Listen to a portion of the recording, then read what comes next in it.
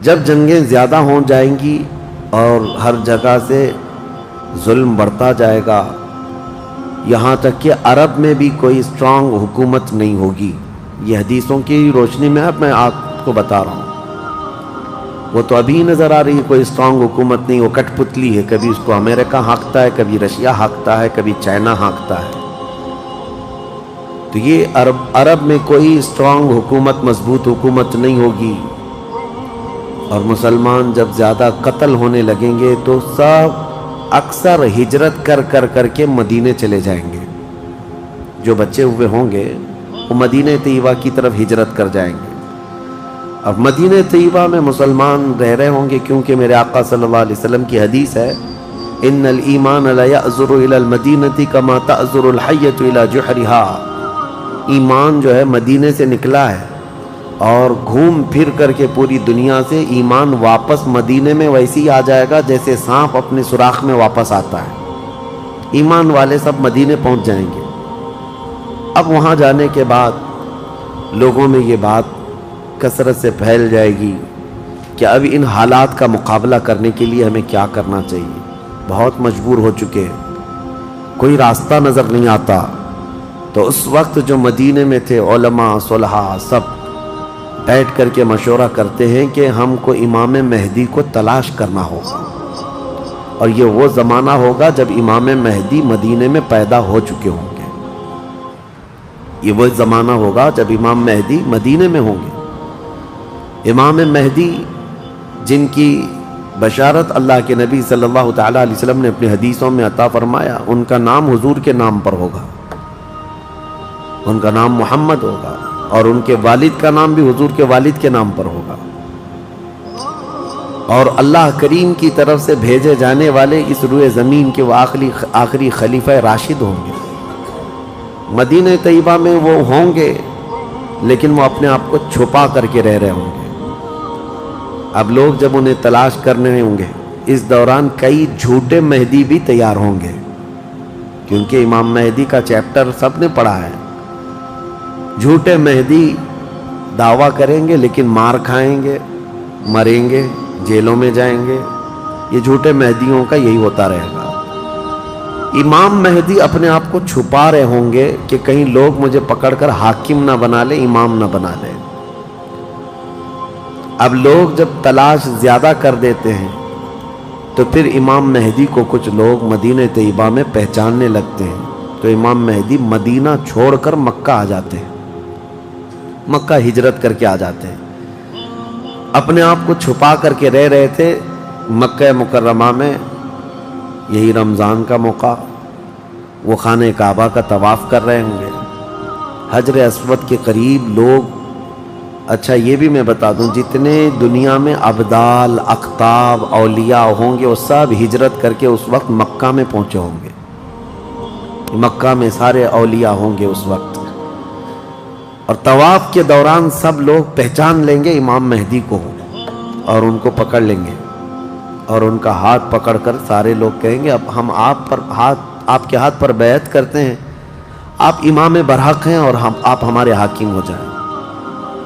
امام مہدی منع کر رہے ہوتے ہیں، اسی وقت آسمان سے ایک آواز آتی ہے.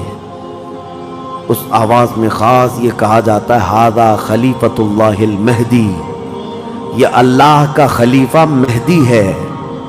اس آواز کو سن کر سب ٹوٹ پڑتے ہیں. امام مہدی سب کو بیعت کرتے ہیں، پھر واپس یہی قافلہ لے کر مدینے پہنچتے ہیں روضہ رسول پر. میرے آقا صلی اللہ تعالیٰ علیہ وسلم کی بارگاہ میں جب پہنچتے ہیں تو اہل مدینہ بھی ان کے ہاتھ پر بیعت کرتے ہیں اور ایک پوری فوج تیار ہوتی ہے. یہ انقلاب کا دور ہے.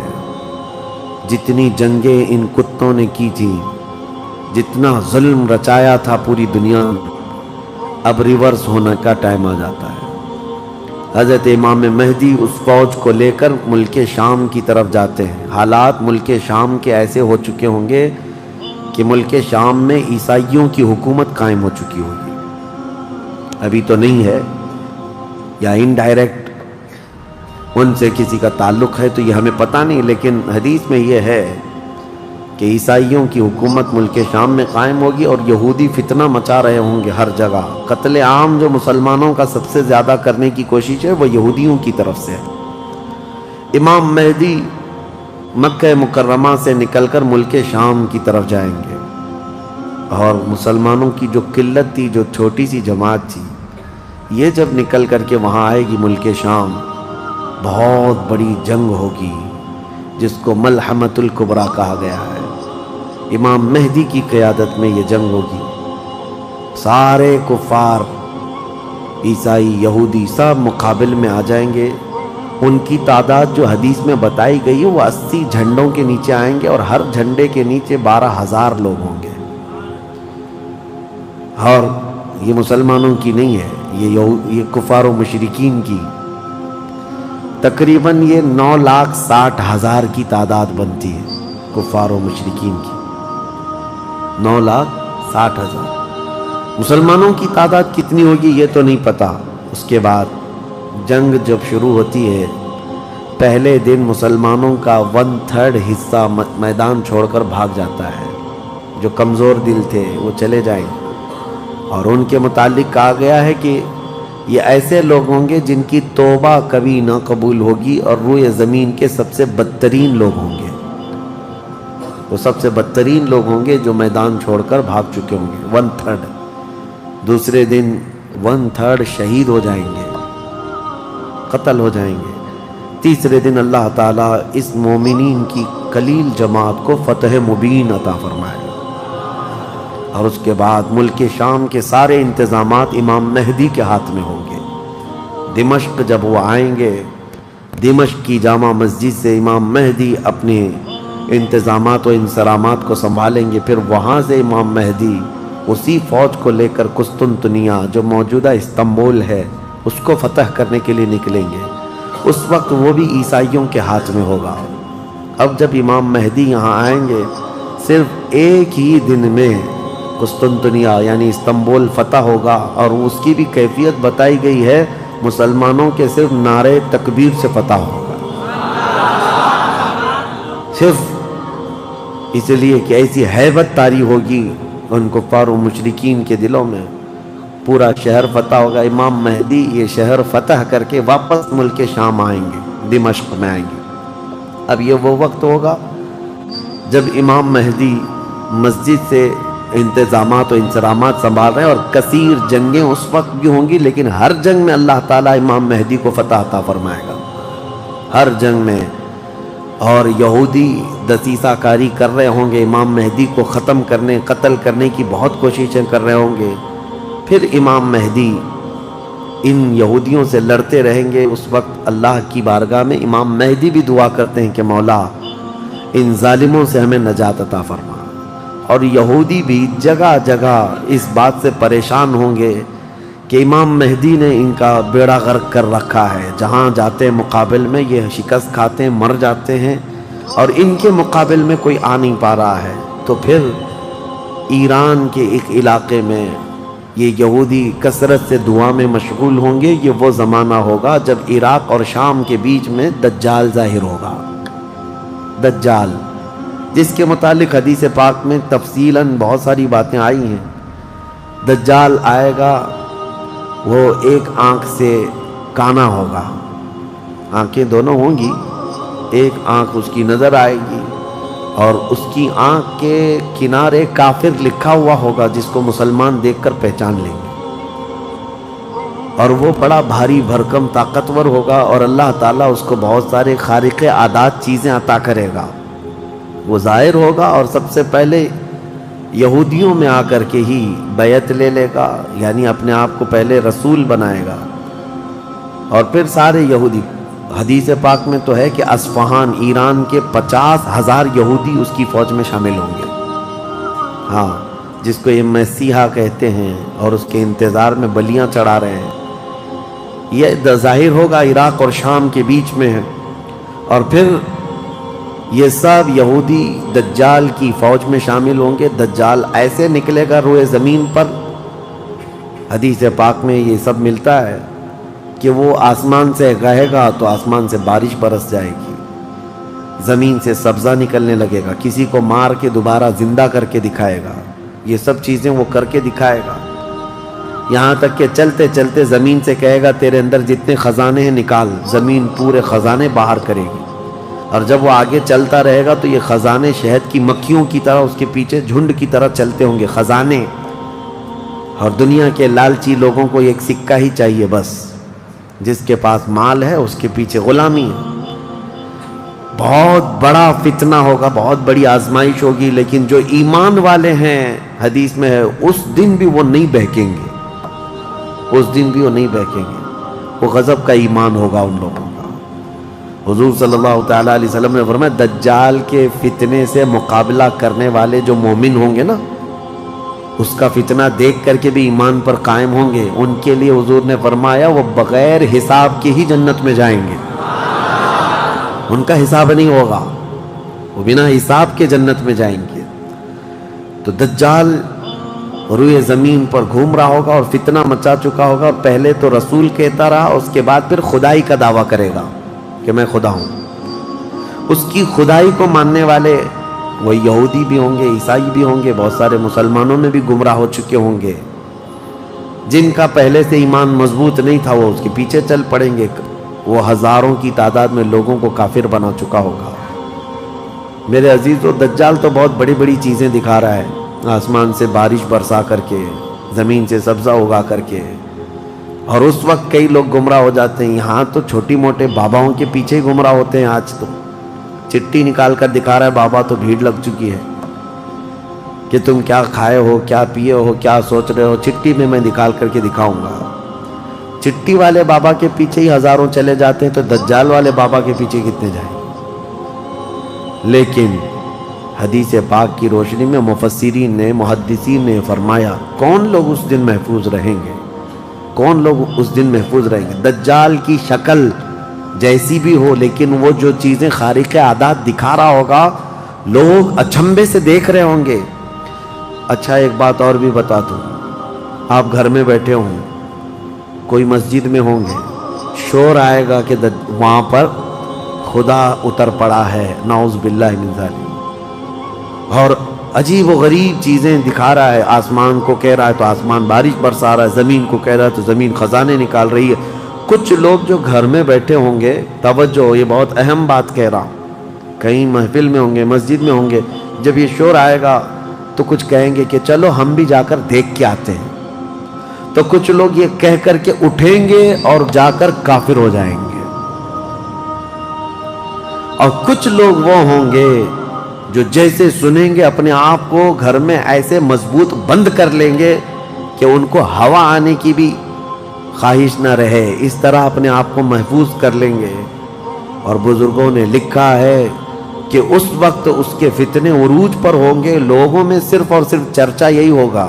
اسی لیے میں اکثر یہ میڈیا کو دجالی میڈیا کہتا ہوں، اس کی وجہ یہی ہے کہ دجال کے آدھے سے زیادہ کام یہ میڈیا والے کرتے ہیں، سب جگہ پھیلائیں گے افواہیں، بہت جھوٹ کو سچ کر کے دکھاتے رہے، سچ کو جھوٹ کر کے دکھاتے رہے، یہ میڈیا یہی سب کام کرتی رہے گی۔ اس وقت کون لوگ محفوظ رہیں گے؟ بزرگوں نے لکھا ہے دجال کے قریب بھی جائے گا کوئی بندہ، لیکن اس کو دیکھ کر نہیں گمراہ ہوگا، تو یہ کون ہوگا؟ جس کا سینہ حضور کی محبت سے بھرا ہوگا، یہ وہی ہوگا، یہ وہی ہوگا جس کے لیے اعلیٰ حضرت نے فرمایا نا، تیرے قدموں میں جو ہیں غیر کا منہ کیا دیکھیں، حضور کے قدموں میں جو پڑے ہیں وہ غیر کا منہ کیا دیکھیں، کون نظروں میں جچے دیکھ کے تلوا تیرا۔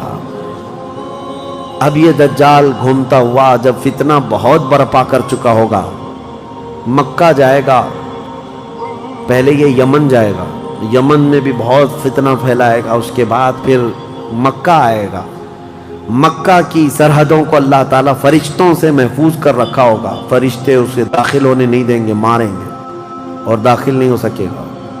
پھر مدینہ جائے گا، مدینہ طیبہ اپنی پوری فوج لے کر کے داخل ہونے کی، 2 شہروں کے علاوہ پوری دنیا کے ہر شہر گھومے گا، ہر شہر گھوم چکا ہوگا 2 شہروں کے علاوہ، مکہ مکرمہ، مدینہ طیبہ۔ مدینہ طیبہ کے سرحد پر آئے گا، وہاں پر بھی اللہ کے فرشتے پہرا دے رہے ہوں گے، میرے مصطفیٰ کا شہر ہے، دجال نہیں آ سکتا۔ لیکن اس کا شہرہ جب مدینے کے باہر بہت پھیل چکا ہوگا، مقام جرف ایک جگہ ہے، وہاں تک وہ پہنچ چکا ہوگا جہاں آج بادشاہ نے ایک پیلس بنایا ہوا ہے۔ ان لوگوں نے ایک پیلس بنا کر رکھا ہے وادی جرف پہ، وہاں تک پہنچے گا تو مدینہ طیبہ کے ایک عالم وہ جائیں گے، اس سے مناظرہ کریں گے، ڈیبیٹ کریں گے۔ صرف مناظرے کے کرنے کی وجہ سے اس عالم دین کو وہ قتل کر دے گا، قتل کر کے اس کے بعد پھر ان کو دوبارہ زندہ کرے گا، اور اس کے بعد کہے گا کہ دیکھا میری طاقت۔ اس عالم دین کا کہنا ہوگا اب تو مجھے تیرے دجال ہونے پر اور زیادہ یقین ہو گیا، اس لیے کہ میں نے میرے مصطفیٰ سے سنا ہے، وہ مار کر کے دوبارہ زندہ کرے گا۔ اور اس عالم کا دوسرا چیلنج یہ ہوگا کہ میں نے اپنے حبیب سے ایک اور بات سنی ہے، اب کی بار اب تو مار کر کے دکھا۔ دوسری بار حدیث پاک میں ہے دوسری مرتبہ اس عالم کو قتل کرنے کی 1000 کوشش کرے گا لیکن مار نہیں سکے گا۔ وہ عالم ربانی بیان کریں گے، اللہ کے نبی صلی اللہ علیہ وسلم کی بیان کی ہوئی علامات یہی ہیں، ایک بار قتل کر کے اٹھائے گا لیکن دوبارہ وہ مار نہیں سکے گا۔ یہ فتنہ پھیلا ہوگا دجال کا، اور یہ گھومتے پھرتے ملک شام پہنچے گا جہاں امام مہدی ہوں گے۔ امام مہدی یہودیوں سے جنگ کرتے کرتے اور دجال کے فتنوں سے فیس کرتے کرتے وہاں پر ہوں گے، ملک شام میں، دمشق میں، دعا کر رہے ہوں گے اللہ ان کے فتنوں سے بچا۔ ایک عصر کی نماز ہوگی، جب امام مہدی نماز کے لیے جا رہے ہوں گے، 2 فرشتوں کے پروں پر ہاتھ رکھتے ہوئے سیدنا عیسیٰ علیہ السلام اتر جائیں گے۔ حضرت عیسیٰ علیہ السلام اب بھی باحیات ہیں آسمانوں پر، اللہ کریم ان کو اتارے گا، وہ آئیں گے۔ حضرت امام مہدی فوراً ہی حضرت عیسیٰ علیہ السلام کو پہچان لیں گے اور آپ کا ہاتھ پکڑ کر کے وہ لائیں گے، اور امامت کے لیے جب وہ آگے بڑھائیں تو عیسیٰ علیہ السلام نماز نہیں پڑھاتے، امام مہدی سے کہتے ہیں امام آپ ہی ہوں گے، حاکم آپ ہی ہوں گے، منتظم آپ ہی ہوں گے۔ اب عیسیٰ علیہ السلام یہ بیان فرمائیں گے میں تو صرف اور صرف دجال کے قتل کے لیے آیا ہوں۔ اس کے بعد امام مہدی نماز سے فارغ ہو کر اللہ کا شکر بجا لائیں گے، پھر یہ عیسیٰ علیہ السلام کی معیت میں جیسی باہر نکلیں گے، حدیث پاک میں ہے عیسیٰ علیہ السلام کی سانس یا ان کی خوشبو جہاں تک جائے گی دجال اتنا تیز پگھلتا چلا جائے گا، قریب نہیں آ پائے گا۔ اب وہ ادھر ادھر بھاگا بھاگا پھر رہا ہوگا عیسیٰ علیہ السلام کے خوف سے۔ عیسیٰ علیہ السلام جس وقت آئیں گے وہ سنہرا دور حدیث پاک میں ہے، اب عیسیٰ علیہ السلام صلیب کو توڑ دیں گے کہ یہ عقیدہ ختم کرو، خنزیر کو ماریں گے، جزیہ ختم کریں گے، اور اس کے بعد عیسیٰ علیہ السلام اس ملعون دجال کو بھگاتے بھگاتے مقام لد پر لے جائیں گے جو آج اسرائیل میں ہے، وہاں تک لے کر جائیں گے۔ مقام لد پر عیسیٰ علیہ السلام اس کو اپنے تیر سے ماریں گے، ختم ہو چکا ہوگا۔ دجال کے جتنے ہمراہی تھے ان کو بھی عیسیٰ علیہ السلام ختم کر دیں گے۔ اب جب واپس عیسیٰ علیہ السلام دمشق پہنچیں گے، ملک شام، تو حدیث پاک میں پوری روئے زمین پر ایک بھی کافر نہیں ہوگا، جو ہوگا وہ مسلمان ہوگا۔ یہ وہ وقت ہے جس کا وعدہ اللہ نے قرآن میں فرمایا هو الذی ارسل رسولہ بالہدی ودین الحق لیظہرہ علی الدین کلہ، وہی اللہ ہے جس نے اپنے رسول کو ہدایت کے ساتھ بھیجا ہے تاکہ اپنے دین کو ساری دنیا پر غالب کرے۔ اب تک یہ دین پوری دنیا پر نہیں غالب آیا، لیکن وہ دن ہوگا جب عیسیٰ علیہ السلام تشریف لائیں گے روئے زمین پر۔ اسی لیے میں کہتا ہوں وہ دن آئے گا جب ہر گھر سے آواز آئے گی لبیک یا رسول اللہ، وہ دن آئے گا، وہ وقت آئے گا۔ صبر کے بعد، ہر اندھیرے کے بعد صبح ہونا ہے، رات کے بعد اجالا آنا ہے۔ ہاں آج جو حالات ہیں انشاءاللہ العزیز کچھ دیر کی خاموشی ہے، پھر شور آئے گا۔ آج کتوں کا وقت ہے، کل ہمارا دور آئے گا انشاءاللہ العزیز۔ میرے عزیزو، سیدنا عیسیٰ علیہ السلام جب اسے قتل کر چکے ہوں گے اور پھر روئے زمین پر صرف پرچم اسلام لہرا رہا ہوگا، امام مہدی کی عمر 49 سال یا 50 سال کے آس پاس ہوگی، وہ بیت المقدس میں انتقال کر چکے ہوں گے، آپ کی جنازہ کی نماز عیسیٰ علیہ السلام پڑھائیں گے، وہیں دفن ہوں گے، پھر عیسیٰ علیہ السلام مومنین کو لے کر مدینہ طیبہ کا رخ کریں گے۔ جب نبی پاک صلی اللہ علیہ وسلم کے روضے کے پاس عیسیٰ علیہ السلام آئیں گے، عیسیٰ علیہ السلام نکاح بھی فرمائیں گے، آپ کی اولاد بھی ہوں گی، لیکن مدینہ طیبہ میں آپ کا انتقال ہوگا اور میرے آقا کے حجرے میں دفن ہوں گے۔ حضور صلی اللہ علیہ وسلم کا حجرہ روضہ مبارکہ، اس میں ایک جگہ عیسیٰ علیہ السلام کی باقی ہے، سیدنا عیسیٰ علیہ السلام وہاں دفن ہوں گے۔ لیکن ایک بات میں آپ کو بتا دوں، عیسیٰ علیہ السلام اس وقت بھی نبی ہی رہیں گے، ان کا جو منصب نبوت ہے وہ ہے، لیکن شریعت ان کی نہیں چلے گی، میرے مصطفیٰ کی ہوگی، شریعت صرف میرے مصطفیٰ کی ہوگی، اس لیے کہ جس دن میرے آقا پیدا ہوئے اس دن سے لے کر قیامت تک صرف ایک ہی سکہ چلنا ہے، آئی نئی حکومت سکہ نیا چلے گا، عالم میں رنگ بدلا صبح شب ولادت۔ عیسیٰ علیہ السلام کے انتقال کے بعد اب کیا ہوگا؟ اب کیا ہوگا؟ آپ دفن ہو چکے ہوں گے، قیامت قریب آ چکی ہوگی، اب اس کے بعد معاملہ یہ ہوگا کہ اللہ تبارک و تعالی قوم یاجوج ماجوج کو پیدا کرے گا۔ ہاں، اس میں بیچ میں ایک روایت یہ بھی ہے کہ عیسیٰ علیہ السلام کو اللہ تبارک و تعالی حکم فرمائے گا کہ میں ایک ایسی قوم بھیج رہا ہوں جو دنیا میں فساد مچائے گی، جو مومنین ہیں ان کو لے کر کوہ طور پر چلے جائیں۔ عیسیٰ علیہ السلام کوہ طور کی طرف مومنین کو لے کر جائیں گے، لیکن اس وقت زمین پر یاجوج ماجوج ایک قوم ہے، یہ دو لوگ نہیں ہیں۔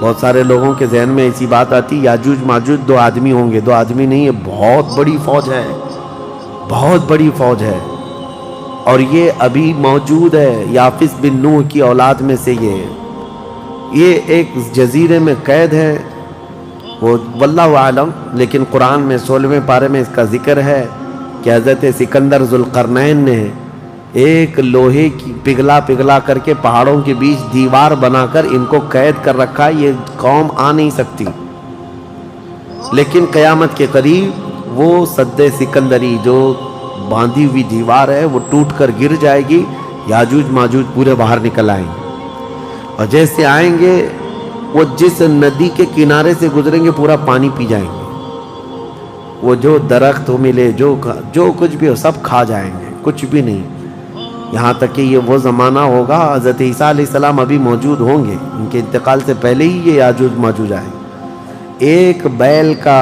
سر جو ہے 100 دینار میں مل رہا ہوگا، 100 سونے کے سکے، اور اس کو بھی لوگ غنیمت سمجھیں گے، اتنی مہنگائی کوئی چیز ہی نہیں مل رہی ہوگی، سب یہ کھا کر چٹ کر چکے ہوں گے۔ پھر عیسیٰ علیہ السلام کی دعا سے ہی اللہ کے نبی عیسیٰ علیہ السلام یہ عرض کریں گے، مولا اس ظالم یاجوج ماجوج سے ہمیں نجات عطا کر۔ اللہ تبارک و تعالیٰ ایک بیماری ان کی گردن میں پیدا کرے گا، وائرس آئے گا ان کو بھی، یاجوج ماجوج کو، اب اللہ عالم اس وقت کا کون سا کورونا ہوگا، کون سا آئے گا، لیکن اس وائرس سے ایک ہی دن میں وہ پوری فوج مر جائے گی، اور مرنے کی وجہ سے پوری روئے زمین پر اتنی بدبو پھیل جائے گی، تعفن، اٹھانے والا کوئی نہیں ہے ان کی لاشیں۔ تو پھر یہ بھی ملتا ہے روایت میں کہ اللہ تعالیٰ لمبی بڑی گردنوں والے پرندے بھیجے گا، وہ پرندے ان کی لاشیں اٹھا کر کے جنگلوں کی طرف چلے جائیں گے، پھر اللہ تعالیٰ بارش برسائے گا، اتنی تیز بارش برسے گی کہ پوری زمین پاک ہو چکی ہوگی، یاجوج ماجوج کا فتنہ ختم ہوگا، عیسیٰ علیہ السلام کا انتقال ہوگا، پھر اچانک ایک جانور باہر آئے گا جس کو دابۃ الارض کہا گیا ہے، یہ آئے گا، یہ آ کر کے اپنے ایک ہاتھ میں موسیٰ علیہ السلام کا عصا اور ایک ہاتھ میں سلیمان علیہ السلام کی انگوٹھی، یہ دونوں لے کر کے زمین پر گھومتا رہے گا، جو مومن ہوگا اس کی پیشانی پر سلیمان علیہ السلام کی انگوٹھی سے نشان لگا دے گا، جو کافر ہوگا موسیٰ علیہ السلام کے عصا سے اس پر لکیر کھینچ دے گا، جس کے لیے وہ نشانی لگا دیا وہ اسی حالت میں مرے گا۔ اور اس کے بعد پھر حدیث پاک میں ہے دابۃ الارض چلا جائے گا، پھر ہوگا یہ کہ ایک دن لوگ تھک کر کے سوئے ہوں گے، دھواں دھواں نظر آتا رہے گا ہر جگہ دھواں دھواں، لوگ پریشان ہوں گے، اور اس کے بعد سوئیں گے تو رات اتنی لمبی ہوگی کہ لوگ اکتا جائیں گے، سو کر اٹھیں گے پھر سوئیں گے، سو کر اٹھیں گے پھر سوئیں گے، بچے جو ہے چیخ مارتے رہیں گے، اور پھر جانور اپنی کھیتیوں کی طرف بھاگنے کے لیے بے قرار ہوں گے، لیکن رات لمبی ہوگی، 3 راتوں کے برابر ایک رات ہوگی، 3 بڑی راتوں کے برابر ایک رات کٹتی نہیں ہوگی، لوگ تھک چکے ہوں گے سو کر کے، اس کے بعد پھر اچانک چھوٹی چھوٹی روشنی آئے گی سورج کی، لوگ چیخ مارتے ہوئے خوشیوں سے باہر آ جائیں گے کہ اجالا آ گیا۔ پہلے تو لوگوں کو یہ لگ رہا تھا کہ اب اندھیرا ہے، اب سورج آئے گا ہی نہیں، لیکن جیسی روشنی آنے لگے گی سب بھاگ کر کے باہر آئیں گے، لیکن دیکھیں گے اس وقت تو سورج جو ہے پچھم کی طرف سے نکل رہا ہوگا۔ ابھی سورج کہاں سے نکلتا ہے؟ پورب، ایسٹ سے نا، مشرق سے، اس دن سورج ویسٹ کی طرف سے، مغرب کی طرف سے نکل رہا ہوگا، پچھم کی طرف سے، پہلے ہلکا ہلکا نکلے گا سورج۔ یہ دیکھ کر کے جو لوگ بہت لمبا سو کر کے آئے ہوں گے گھبرا جائیں گے کہ آج کیا ہوا، یہ وہ دن ہوگا کہ میرے آقا نے فرمایا توبہ کا دروازہ بند ہو چکا ہوگا، اس کے بعد پھر کسی کا ایمان بھی قبول نہیں، کسی کی توبہ بھی قبول نہیں، یہ لاسٹ دن ہے توبہ کا۔ لاسٹ دن کیا، اس سے پہلے جو گزری رات لاسٹ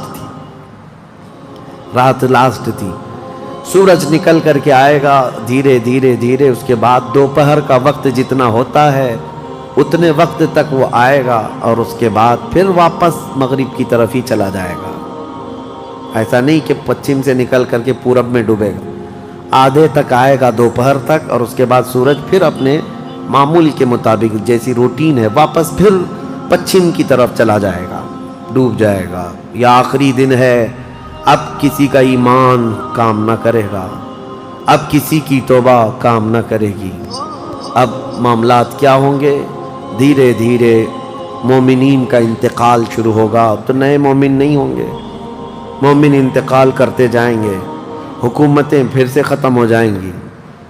ایک روایت یہ بھی ملتی ہے جہجہ نام سے ایک اور بزرگ جو حکومت کریں گے چند سال، لیکن اس کے بعد پھر عادل حکمران نہیں آئیں گے، ختم ہوتے چلے جائیں گے۔